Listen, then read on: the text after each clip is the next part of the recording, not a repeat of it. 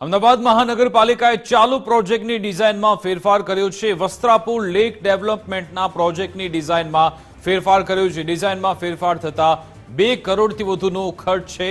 જે પ્રોજેક્ટ 5.15 કરોડમાં તૈયાર થવાનો હતો તેના માટે 8 કરોડનો ખર્ચ થશે।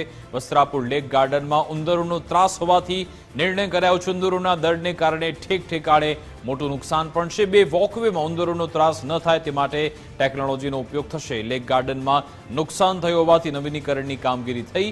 ઉંદરોના દળને કારણે ઠેક ઠેકાણે મોટું નુકસાન થયું છે। પ્રોજેક્ટની ડિઝાઇન બદલાતા મહાનગરપાલિકાની કામગીરી પર સવાલ ઉઠ્યા છે। શા માટે પહેલેથી જ યોગ્ય ડિઝાઇન તૈયાર ન કરી? શું ડિઝાઇન ચેન્જ કરી કોન્ટ્રાક્ટરને કમાણી કરાવવાનો એક રસ્તો બતાવાયો છે?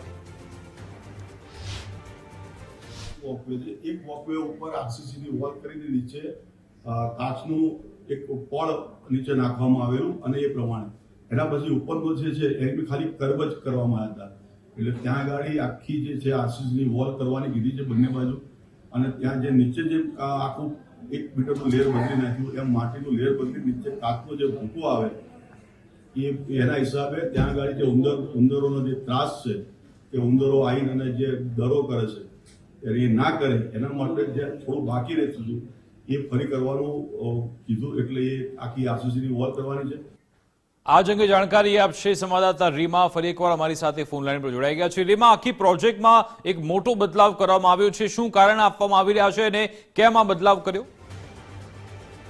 અમદાવાદમાં વસ્ત્રાપુર લેક એટલે એક એવું માનવામાં આવે છે કે મધ્યમ વર્ગનો પરિવાર હોય તો તે દર રવિવારે ત્યાં ફરવા જાય। બાળકોને તમામ એમ્યુનિટીઝ છે જે પશ્ચિમ વિસ્તારના લોકો છે તેને મળી રહે, પરંતુ વસ્ત્રાપુર લેક છે તેને લઈને સતત અવારનવાર ક્યાંક વિવાદો જોડાયેલા હતા। હવે જો વાત કરીએ તો જે નવેસરથી તળાવ છે જેને રિનોવેશન કરવાનું કામ છેલ્લા ઘણા સમયથી ચાલી રહ્યું છે, જે તે વખતે ટેન્ડર આપવામાં આવ્યું તે સમયે 5 કરોડ 15 લાખનું આ ટેન્ડર હતું, પરંતુ હવે જ્યારે પૂર્ણતાના આરે આવ્યું તો જે ટેન્ડર છે જેની રકમ રિવાઇઝ કરીને 8 કરોડ 2 લાખ જેટલી કરી દેવામાં આવી છે। એટલે અંદાજે 3.5 કરોડ જેટલી રકમ છે વસ્ત્રાપુર લેકના રીડેવલપમેન્ટની તેમાં વધારો કરવામાં આવ્યો છે। પરંતુ મહત્વની વાત છે આ વધારો કેમ થયો?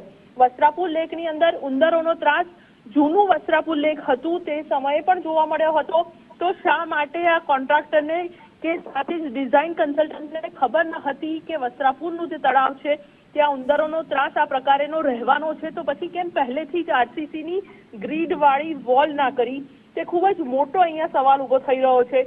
હવે જ્યારે લેકનું કામ પૂર્ણતાના આરે છે ત્યારે આ પ્રકારનો નિર્ણય કર્યો છે, ત્યારે અનેક સવાલો ઉભા થઈ રહ્યા છે કે કોને ફાયદો કરાવવા માટે આ પ્રકારેનો નિર્ણય છે જે કામ પૂર્ણતાના આરે છે ત્યારે કરાયો છે। બિલકુલ, આભાર રીમા તમામ જાણકારી આપવા બદલ।